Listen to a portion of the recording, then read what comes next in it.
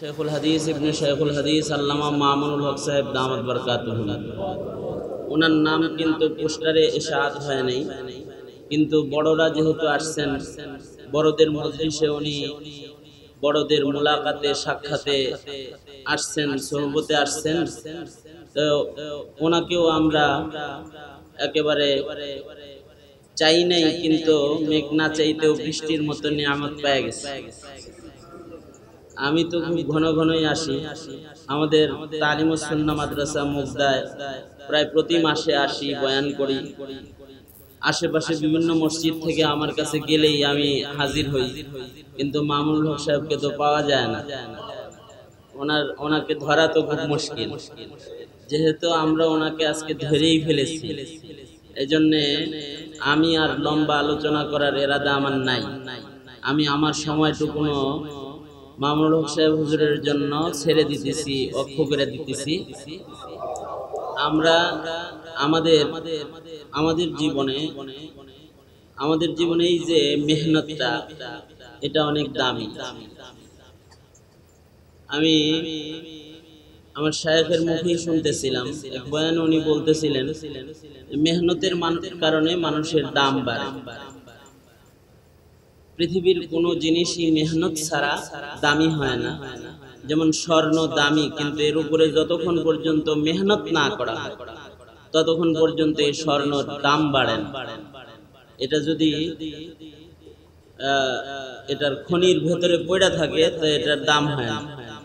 যখন এটার উপরে মেহনত করা হয়, এটাকে আগুনে পোড়ানো হয়, এটাকে মেশিনে দেওয়া হয়, এটাকে ডিজাইন করা হয়, বাস এই স্বর্ণটার উপরে যখন মেহনত করা হয় তখন এর দাম হয়ে যায়। মেহনতটা যখন ব্যাপক হয় তো এটার দামটা ব্যাপক হয়। এই কারণে স্বর্ণের ভিতরে ক্যারেট আছে না, কি করে, হ্যাঁ, ডিজাইনের কারণে দামের ব্যবধান আছে। আর এর মান মেহনতের মাধ্যমে যত খাঁটি করা হয়েছে তো এটার দাম তত বাড়ছে। একেবারে এটারে 22 ক্যারেট বানায় ফেলছে, এটা সর্বোচ্চ দামি হয়ে গেছে। কিন্তু আবার মেহনত কম হয়েছে তো 21 ক্যারেট, দাম একটু কমে গেছে। মাটির উপরে যদি মেহনত করা হয় তো মাটি দামি হয়। ছোট্ট এক টুকরা মাটি যেটা ফুলের টবের ভেতরে করে ছাদের উপরে রাখছে, এই মাটিটার উপরে যদি মেহনত করে তাহলে এই মাটিটা অনেক মূল্যবান হয়। যে এই মাটির থেকে একটা লাউ গাছ গজাইলো, এই লাউ গাছটা পুরা ছাদ ছেয়ে গেল, আবার এই গাছে গাছে লাউ ধরে ধরে পুরা ছাদটাই একটা লাউয়ের বাগানে পরিণত হলো। কতটুকুন মাটি, অল্প একটু মাটি যা ফুলের টবের ভেতরে রাখা হয়েছে, এটার উপরে মেহনত করছে তো এই মাটিটা দামি হয়ে গেছে। ওইরকম একটা পিতলের উপরেও যদি মেহনত করা হয়, একটা স্টিলের একটা জিনিসের উপরে যদি মেহনত করা হয় তখন এটার দাম বেড়ে যায়। এই উন্নত প্রযুক্তির যুগে কম্পিউটারের এমন এমন পার্টস আছে, বা মোবাইলের মনে করেন আইফোনের একটা পার্টস, ছোট্ট একটা পার্টস একেবারে সুতার মতো দেখতে, একটা সকেট অথবা একটা তার, এটার দাম 10,000 15,000 টাকা এরকম দামের হয়ে যাবে।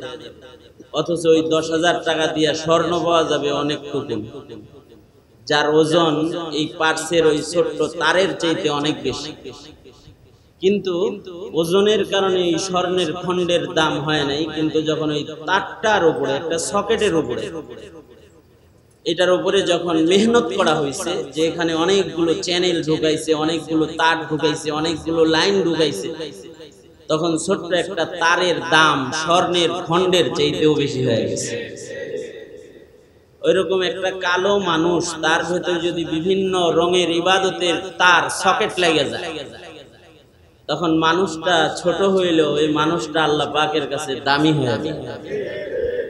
এই কারণে এই মানুষের উপরে যখন মেহনত করা হয়, মানুষ যখন নিজের উপরে মেহনত করা শুরু করে তখন তার দাম বেড়ে যায়। এমন বাড়ে যে সবচেয়ে কম দামি মানুষটার জন্য আল্লাহ তাআলা এমন পৃথিবীর 10 পৃথিবীর সমান জান্নাত বরাদ্দ দান করেন। একটা মানুষের এত মূল্য হয়, আর যদি এটা 22 ক্যারেট হয়ে যায়, মানে দাম এত বেশি হয় যে তখন তার রাজত্ব কত বড় এটার সীমানা নির্ধারণ করার উপায় কারণ নাই। এমনকি জান্নাতুল ফেরদাউস হযরত জিবরাইল ঘুইরা দেখতে চাইছিলেন, দীর্ঘদিন সায়ের করে এসে বলে, আল্লাহ এটা ঘুইরা দেখে শেষ করার মতো শক্তি আমি জিবরাইলের এই 600 ডানা দিয়েও এটা সম্ভব না। এত বড় জান্নাত আল্লাহ তাআলা দেন কেন? ক্যারেট ভালো, ঈমান আমলে তার ক্যারেটটা অনেক উপরে উঠে গেছে, এই কারণে তার মূল্য এত বেড়ে গেছে যে সে ফেরদাউস জান্নাতের উপযুক্ত। আমাদের জীবনে আমরা তো মেহনত করি, কিন্তু কেউ দুনিয়ার জন্য মেহনত করি, কেউ বাড়ির জন্য মেহনত করি, কেউ গাড়ির জন্য মেহনত করি, কেউ ইজ্জতের জন্য মেহনত করি, ব্যাংক ব্যালেন্সের জন্য মেহনত করি, কিন্তু আখিরাতের মেহনত আমরা করি না। যেই মেহনত করার জন্য আমাদেরকে আল্লাহ তাআলা বানাইছেন, আমাদেরকে আল্লাহ তাআলা ইবাদতের মেহনত করার জন্য বানাইছেন। এই যে গরমের ভিতরে বসে রয়েছে, এই বসে থাকাটা একটা ইবাদত। এই ইবাদতের জন্য আল্লাহ তাআলা আমাদেরকে বানাইছেন। নামাজ পড়তেছি ইবাদত, এটার জন্য আল্লাহ তাআলা আমাদের বানাইছেন।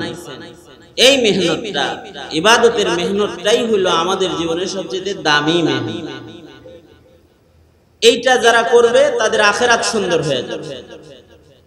আর আল্লাহর রাসূল বলেন, চালাক হলো ওই লোকটা যেই লোকটা মেহনত করলো আখিরাত কামাই করার লাগে।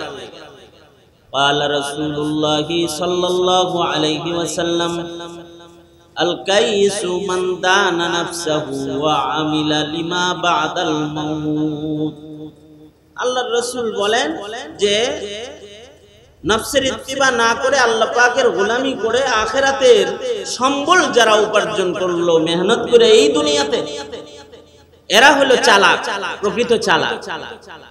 কারণ এই আখিরাতের কাম করার লেগেই আল্লাহ আমাদের বানাইছেন। এই জিনিসটা বুঝা চায়। এই যে ওয়াজ মাহফিল, এটার আয়োজনের মাকসাদ কি? মাকসাদ হলো আমাদের মেহনত নির্ণয়ন করায়া দেওয়া, যে আমাদের আসলে মূল মেহনতটা দুনিয়াতে কি হওয়া চায়।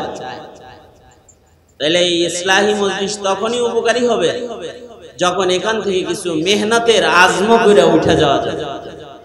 তাহলে আমরা মেহনতের আজম করে নিলাম ইনশাআল্লাহ। আর নামাজ কাজা হবে, আর গুনাহ খাতা হবে, মিথ্যা কথা হবে, গীবত হবে, চগলখুরি হবে, জুলুম অত্যাচার হবে, তিলাওয়াতুল কোরআন আর ছুটা যাবে, জিকির ছুটবে। এই মেহনতগুলা করতে হবে ইনশাআল্লাহ। তৈয়ার আছি তো ইনশাআল্লাহ? মেহনত তো নিজেকে গড়ার জন্য মেহনত করতে হবে, সমাজ গড়ার জন্য মেহনত করতে হবে, রাষ্ট্রকে গড়ার জন্য মেহনত করতে হবে। আহালকেও নিজে তো বাঁচতে হবে, হবেই। কু আনফুসাকুম ওয়া আহলিকুম নার, নিজেদের মাহওয়ালকেও জাহান্নাম থেকে বাঁচানোর মেহনত করতে হবে। নিজে তো বাঁচবই, ওই মেহনত তো করবই। এই জমিনকে বাঁচাইতে হবে, স্বাধীন সার্বভৌম জমিনের স্বাধীন বাংলার মানুষদেরকেও বাঁচাইতে হবে, ঠিক কিনা? হ্যাঁ, নিজে মেহনত করব এবং জাতিকে বাঁচাইবার জন্য মেহনতের কোনো ডাক আসলে আমরা আল্লামা আহমদ শফির স্মরণের মাহফিল থেকে ওয়াদায় আবদ্ধ হয়ে যাই যে শাইখুল ইসলাম যে সকল কর্মসূচি আমাদেরকে জমিনের মানুষকে বাঁচানোর জন্য, জাতির মিল্লাতের ঈমান বাঁচানোর জন্য আমাদের কাছে দিয়ে গেছেন, এই আমানতগুলোর হেফাজত আমরা করব ইনশাআল্লাহ। তৈয়ার আছি না ইনশাআল্লাহ? কিভাবে আমরা এই আমানতের হেফাজত করব, এর দিক নির্দেশনা দেওয়ার জন্য আপনাদের মাঝে এই মুহূর্তে হাজির আছেন শেখুল হাদিস ইবনে শেখুল হাদিস আল্লামা মামুনুল হক সাহেব দামাত বারাকাতুহু।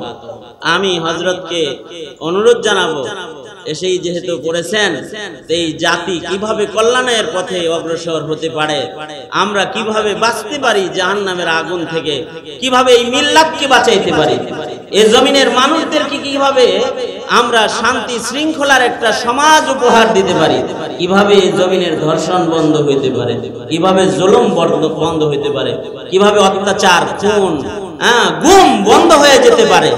এ ধরনের কর্মসূচি আমাদের দরকার আছে না নাই? দিক নির্দেশনামূলক কিছু নসিহাত আমাদেরকে করবেন আল্লামা মামুনুল হক সাহেব দামাত বরকাতুহুম, এবং হযরতি বয়ান শেষে আখিরি মুনাজাতের মাধ্যমে আজকের মজলিস শেষ করবেন। আমি আল্লামা মামুনুল হক সাহেব দামাত বরকাতুহুমকে তার দিক নির্দেশনামূলক কিছু আলোচনা এবং আমাদেরকে নিয়ে আখিরি মুনাজাত করবার জন্য সবিনয় দরখাস্ত করছি।